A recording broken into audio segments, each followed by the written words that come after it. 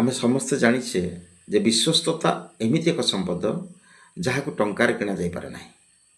ଥରେ ଅର୍ଜନ କରାଯାଇଥିବା ବିଶ୍ୱାସ ଜୀବନଭରି ସମ୍ମାନ, ସୁଯୋଗ ଓ ସଫଳତା ଆଣିଦିଏ।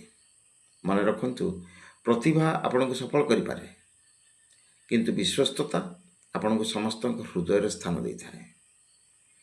ଏ ବିଷୟରେ ଗୋଟିଏ ଛୋଟିଆ ଗପ।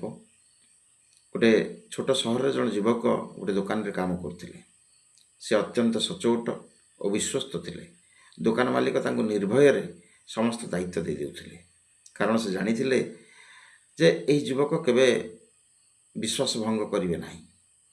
ଦିନେ ଦୋକାନରେ ଜଣେ ଗ୍ରାହକ ଭୁଲରେ ଏକ ବ୍ୟାଗ୍ ଛାଡ଼ି ଚାଲିଗଲେ। ବ୍ୟାଗ୍ ଭିତରେ ବହୁତ ଟଙ୍କା ଓ ଜରୁରୀ କାଗଜପତ୍ର ଥିଲା। ସମସ୍ତେ କହିଲେ, ଆରେ କେହି ଜାଣିପାରିବେନି ରେ, ଟଙ୍କା ବ୍ୟାଗ୍ଟା ରଖିଦେ।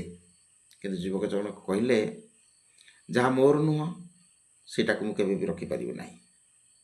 ମୋର ପ୍ରକୃତ ଧନ ହେଉଛି ଲୋକଙ୍କ ବିଶ୍ୱାସ। ତେଣୁ ସେ ଗ୍ରାହକଙ୍କୁ ଖୋଜି ଖୋଜି ପାଇଲେ ଏବଂ ବ୍ୟାଗ୍ଟି ଫେରାଇ ଦେଲେ।